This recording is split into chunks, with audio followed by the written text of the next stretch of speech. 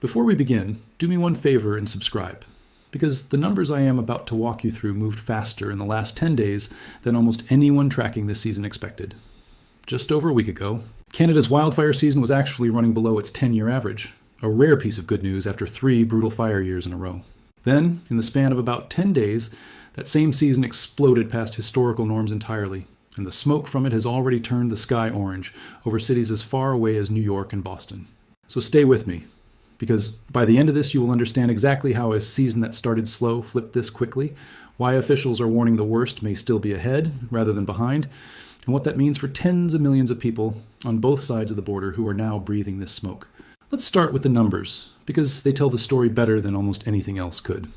On July 7th, the total area burned across Canada sat at less than half of the 10-year average for that date. Just 10 days later, and after more than 300 additional wildfires, that total had climbed to 2.78 million hectares, or roughly 6.87 million acres, a figure already 300,000 hectares above the 10-year average. The total number of individual fires burning across the country, 3,656 as of July 17th, had also pushed past the 25-year average of 3,652 fires. Sit with that for a second. This was a season that, just over a week earlier, looked like it might finally give the country a break. Instead, it has now blown past both the recent decade's average and the longer quarter-century average in a single 10-day stretch. To understand how a fire season can shift that dramatically in such a short window, you first need to understand the handful of ingredients that actually determine whether a landscape is primed to burn, because fire danger is not some vague, immeasurable feeling. Fire behavior scientists talk about something called the fire-weather triangle, and it is a genuinely useful way to picture what is happening beneath the surface of every one of these headlines. The 3 points of that triangle are temperature, humidity, and wind, alongside the underlying dryness of the fuel itself, meaning the trees, brush, grass, and forest floor that a fire actually needs to burn. When temperatures rise, humidity drops, wind picks up, and the vegetation has already been drying out for weeks, all 3 points of that triangle sharpen at once. And a landscape that was merely at risk becomes a landscape that is primed to explode the moment a spark, whether from lightning or human activity, actually reaches it. Picture a stack of firewood sitting outside through a rainy spring. Canada's boreal forest, the vast stretch of pine, spruce, and fir that covers much of the country's interior, behaves in a strikingly similar way across an almost unimaginably larger scale. A wet spring can leave the forest relatively resistant to fire for weeks. But once summer heat and dryness settle in and stay in place, the entire landscape can flip from resistant to explosive in a remarkably short window, which is essentially what happened here. This is exactly what officials say happened this year. According to the Canadian government's own July update, this season has so far produced 3,137 fires and 1.4 million hectares burned. And while that is actually fewer individual fires than the same point last year, it followed a genuinely slow and wet spring that initially kept the overall area burned well below both last year's pace and the longer-term average. Despite healthy spring rainfall across much of the country, forecasters have pointed to intense summer heat and lower than normal rainfall in the months since as the reason fire danger has climbed sharply since that wet start. In other words, the season did not fail to prepare for fire risk. It simply flipped, almost on schedule with the arrival of summer heat, from a wet landscape that resisted burning into a dry one that did not. Let's talk about where this explosive growth has actually been concentrated, because it has not been spread evenly across the country. By mid-July, almost 850 fires were actively burning nationwide, and more than 180 of those were burning in Ontario alone. On July 13th specifically, numerous wildfires exploded in far northern Minnesota and western Ontario, threatening communities on both sides of that border, and the resulting smoke spread across the skies over a huge stretch of North America in the days that followed. This is the piece of the story that has made this particular fire season feel so immediate to people who do not live anywhere near an actual forest fire. Thick haze from that smoke enveloped the skies above major cities, including Toronto, Boston, and New York City, and some of those cities experienced for a stretch some of the most polluted air anywhere in the world, a genuinely striking outcome for cities located hundreds of miles from the nearest actively burning tree. It's worth pausing here to explain exactly how wildfire smoke manages to travel that far and still cause real harm to people who are nowhere near the fire itself, because it is a bit different from how most people picture smoke behaving. When a large wildfire burns, the intense heat it generates can loft smoke particles miles up into the atmosphere, well above the altitude where local winds would simply disperse it. Once that smoke reaches those higher altitudes, it gets picked up by the broader wind patterns that circulate across the continent, and it can travel hundreds or even over 1,000 miles before coming back down closer to the surface. The actual health impact of that smoke on any given city depends heavily on altitude. Where the smoke stays high in the atmosphere, air quality impacts on the ground tend to be minimal, but where it drifts down closer to the surface, conditions worsen considerably, which is exactly why some days under a wildfire smoke plume bring nothing worse than a hazy, orange-tinted sky, while other days, seemingly at random, bring genuinely dangerous air quality that triggers health warnings hundreds of miles from the nearest flame. Now here's the part of the story that should really get your attention because it directly addresses the second half of the title. And it is not just speculation. Environment and climate change. Canada's own weather forecasts point to above-average temperatures across much of the country from July through August, with dry conditions specifically expected in regions like Manitoba and northwestern Ontario. Government modeling indicates that fire danger is expected to remain highest across the Northwest Territories, Nunavut, and northern Manitoba, along with the areas surrounding Hudson Bay, while elevated fire potential continues across northern Ontario and Quebec as well. This is a forecast built directly into the government's own official update, not outside speculation. The agencies responsible for tracking this season are themselves saying in plain language that the conditions driving the explosive growth of the past 10 days are expected to continue and, in some regions, intensify through the remainder of the summer. There is a small piece of relatively better news buried inside that same forecast, and it is worth including because an honest account of this story should not overstate the risk in every single region equally. Given recent widespread and sustained precipitation, most of Western Canada, including the bulk of British Columbia, is forecast to experience low to moderate fire danger for now, with only localized pockets of higher danger in interior British Columbia. That matters, because British Columbia has been the epicenter of some of Canada's most destructive fire seasons in recent memory, and a genuinely lower risk picture there, at least for the moment, is a meaningful piece of the puzzle. But that regional relief does not change the overall national trajectory, because the areas expected to see the worst conditions, the Northern Territories, Manitoba, and the region around Hudson Bay, cover an enormous stretch of the country's most fire-prone boreal forest. Let me put this year's numbers into context against the recent past, because the comparison genuinely matters for understanding whether this is an unusually bad season or simply a return closer to a troubling new normal. As of the middle of July, fires across Canada had burned roughly 1.9 million hectares since the start of the year, a total that, even after the explosive growth of the past couple weeks, remained well below the full season totals eventually reached during the extreme fire years of 2023 and 2025. That framing matters. This season is not yet the worst Canada has ever seen. But the pace of the recent explosion, moving from below average to above average national and multi-decade benchmarks within roughly a week and a half, combined with an official forecast calling for continued above average heat and dryness through the rest of summer, is exactly why officials are treating the worst as still ahead rather than behind, even with a full accounting of how bad 2023 and 2025 ultimately became. Let me be very clear and very honest here, because that honesty is the foundation of everything I do. Nobody, no meteorologist, no fire behavior analyst, no government agency, can tell you with certainty exactly how many more hectares will burn in Canada by the time this season finally winds down in the fall. And short-term shifts in wind and humidity that can either help suppress an existing fire or drive it into a nearby community with terrifying speed. What officials can do, and what they have been doing consistently through this season, is track the underlying conditions, the accumulated dryness, the seasonal temperature outlook, and the historical pattern of how fire danger typically evolves through a Canadian summer, and use all of that to issue an honest assessment of where the risk is heading. And by every one of those measures, the assessment right now points toward continued and likely worsening conditions rather than an early end to this season's troubles. This is a good moment to explain why this particular kind of disaster tends to compound rather than resolve quickly, because it is genuinely different from a lot of other extreme weather events people are more used to hearing about. A single day of extreme heat eventually breaks when a cooler air mass moves in. A single severe thunderstorm passes through in an hour or two. But an actively burning wildfire, once it reaches a certain size in remote boreal terrain, does not simply extinguish itself when a hot, dry stretch ends. It can smolder, spread, and continue consuming forest for weeks or even months, particularly in remote northern regions where firefighting crews cannot always reach every active perimeter quickly. This is part of why Canada's fire season numbers tend to behave less like a single storm's forecast and more like a slow accumulating total, where each new hot, dry stretch adds fuel and territory to fires that, in some cases, never fully went out from the stretch before. I also want to spend a moment on the American side of this story, because the same underlying conditions driving Canada's explosive fire growth have not stopped at the border. In the United States, close to 40,000 wildfires had already torn through more than 3.6 million acres so far in 2026, including roughly 500,000 acres in just the 2 weeks leading up to mid-July. That pace works out to almost 10,000 more individual fires and nearly 1 million more acres burned than the 10-year average for this point in the season. Officials at the National Interagency Fire Center went as far as noting in a formal advisory that fire activity was already mirroring conditions normally not seen until later in the season, an unusually direct admission that this year's pace has effectively skipped ahead of where the calendar would normally place it.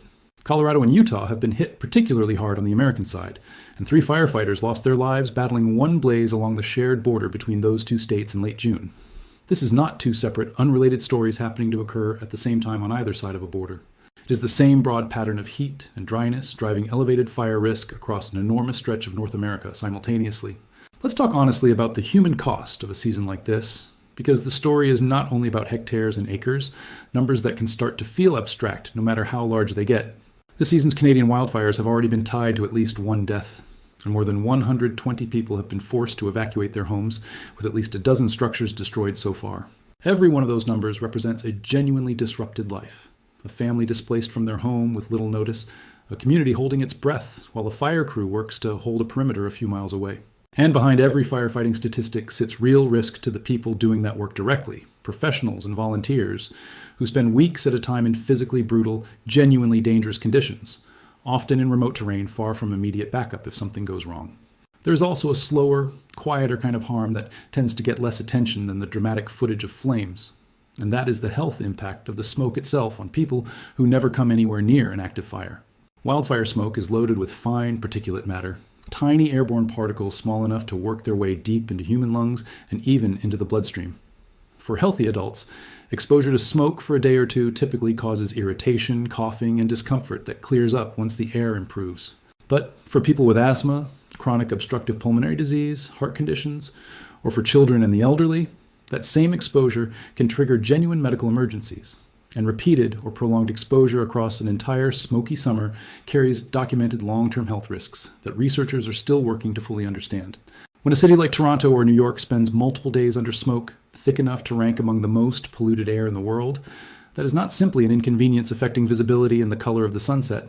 It is a genuine public health event playing out across millions of people who may never think of themselves as wildfire victims at all. Let me walk through why this year's conditions specifically have set up the way they have, because there is a broader climate context that connects directly to conversations I have had with you before about extreme heat and unusual weather patterns this year.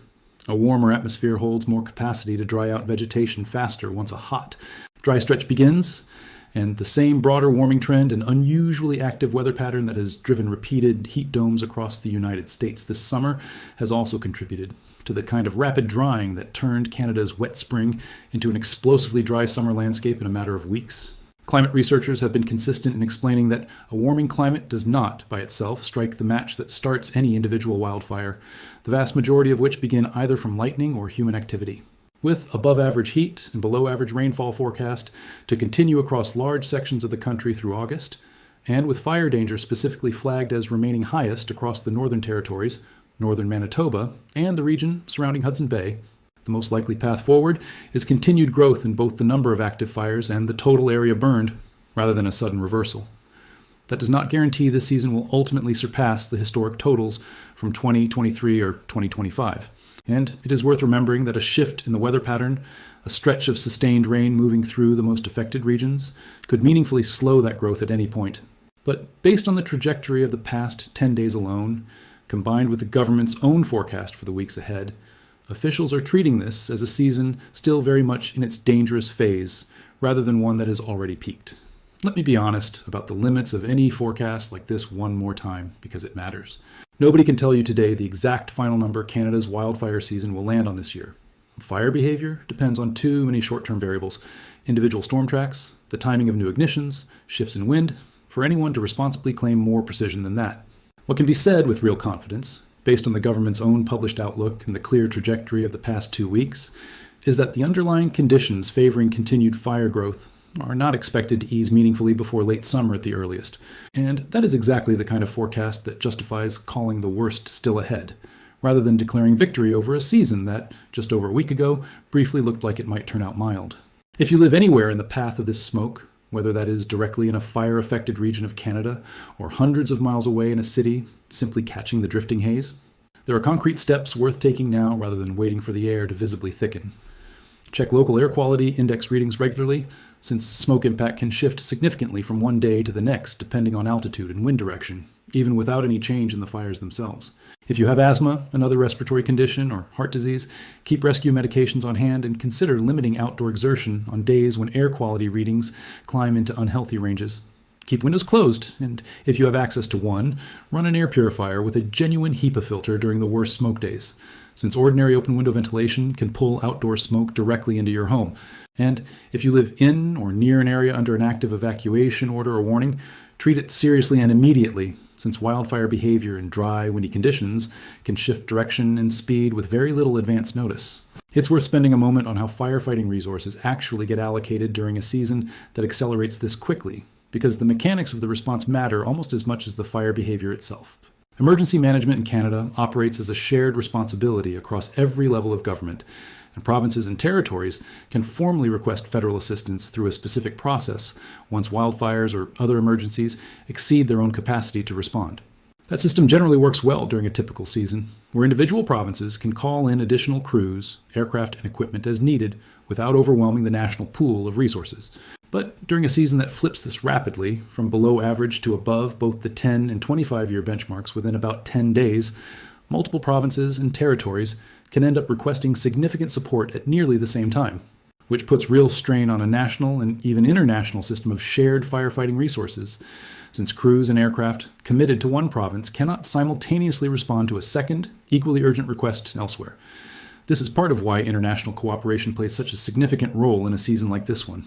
Canada has long-standing agreements to share firefighting personnel and equipment with countries including the United States, Australia, and others, precisely because wildfire seasons in the northern and southern hemispheres are naturally offset, allowing crews and aircraft to be shared across borders and even across hemispheres, depending on where the most urgent need happens to be at any given moment. When both Canada and the United States experience elevated fire activity at the same time, as has been the case this year, that mutual aid system becomes more strained, since the two countries that would normally be each other's most readily available source of additional resources are both dealing with their own significant demands simultaneously. There's also a technological piece of this story worth understanding, because the way officials actually detect and track fires has changed considerably over the past decade, and it shapes how quickly the public learns about a rapidly evolving situation like this one. Modern wildfire tracking relies heavily on satellite imagery, capable of detecting heat signatures from active fires and mapping smoke plumes in near real time, even in extremely remote sections of Canada's north that would otherwise go largely unmonitored for days at a time. This is part of why the public conversation around this season has been able to shift so quickly, from headlines describing a mild, below-average season to headlines describing an explosive surge in the space of about a week and a half. The fires themselves did not necessarily start entirely from scratch during that window. Rather, existing conditions crossed a threshold where satellite and on-the-ground monitoring captured a genuine acceleration in both new ignitions and the growth of already burning fires. And that data got reported and analyzed quickly enough for the shift to become visible to the public almost as fast as it was happening on the ground. I also want to address a common point of confusion that comes up whenever a story like this spreads widely, and it's worth confronting directly. Some of the immediate public reaction to smoke suddenly blanketing cities like Toronto, Boston, and New York treated the event as though it came out of nowhere, an unexpected disaster with no warning. In reality, fire behavior analysts and government agencies had been tracking the underlying dryness and rising fire danger for weeks before the smoke actually became visible over those cities, even during the stretch when the season's overall numbers still looked mild compared to historical averages. This is a useful reminder about how these kinds of gradual, compounding disasters tend to work. The visible, dramatic moment, a city's sky turning orange, a headline announcing numbers have jumped past historical averages, often arrives well after the scientific warning signs were already accumulating quietly in agency reports and forecast models that most people simply were not reading yet. Let's also touch on the ecological role that fire actually plays in Canada's boreal forest, because it's a piece of context that helps put the human impact of this season into a more complete picture without minimizing the real damage and danger involved. Fire is not purely destructive in boreal ecosystems. Historically, these ecosystems experienced regular, smaller-scale burns that cleared out accumulated dead wood and undergrowth, actually reducing the fuel available for future, larger fires. The problem in recent decades has not been that fire exists in this landscape at all, but that a combination of longer, hotter, drier fire seasons and, in some regions, decades of aggressive fire suppression that allowed fuel to accumulate beyond historical norms have together produced fires that burn far larger, hotter, and more destructively than the ecosystem's own natural fire cycle was ever designed to handle. There's one more piece worth understanding before we get to the summary, and it concerns how ordinary people, thousands of miles from the nearest tree line, end up shaping this story just as much as the fires themselves. A meaningful share of wildfire ignitions in both Canada and the United States trace back to human activity rather than lightning, whether that is an improperly extinguished campfire, sparks from equipment used during dry, windy conditions, or a discarded cigarette in an area already primed to burn. During a season already running this hot, in every sense of the word, officials in fire-prone regions typically issue temporary restrictions on campfires, fireworks, and certain types of outdoor equipment use, precisely because a single additional, entirely preventable ignition during a week, like the one Canada just experienced, can mean one more fire crew stretched thin, one more community placed under an evacuation watch, and one more contribution to a season that was already accelerating faster than anyone expected just 10 days earlier. So let me pull this all together into what really matters. First, Canada's 2026 wildfire season began slowly, running below its 10-year average as recently as July 7th, before exploding past both the 10-year and 25-year averages in barely over a week, driven by a rapid shift from a wet spring to hot, dry summer conditions. Second, that explosive growth has been concentrated heavily in Ontario and the regions bordering Minnesota, with smoke from those fires traveling far enough to blanket cities including Toronto, Boston, and New York, and some of the most polluted air recorded anywhere in the world this year. Third, Canada's own government forecast points to continued above-average heat and below-average rainfall through August, with fire danger expected to remain highest across the Northern Territories, northern Manitoba, and the region surrounding Hudson Bay. Fourth, the same underlying pattern of heat and dryness has driven a parallel surge in wildfire activity across the United States, where officials have noted conditions already mirroring what is typically seen much later in a normal season. And fifth, while this year has not yet reached the historic totals of 2023 or 2025, the trajectory of the past 2 weeks, combined with the official forecast for the remainder of summer, is exactly why officials are describing the worst of this season as still ahead rather than behind. And yet, with all of that said, I want to end on the same honest note I have carried throughout. This is not a claim that every region of Canada is doomed to a record-shattering season, and it is not a prediction carved in stone. A meaningful shift in the weather pattern, a stretch of sustained rain across the hardest hit regions, could slow this growth considerably at any point, the way weather patterns always eventually do. What the evidence clearly shows, through the government's own published numbers and forecasts, is that the conditions which drove this explosive 10-day surge have not gone away, and every indicator currently being tracked suggests this season has more difficult weeks still ahead of it rather than behind it.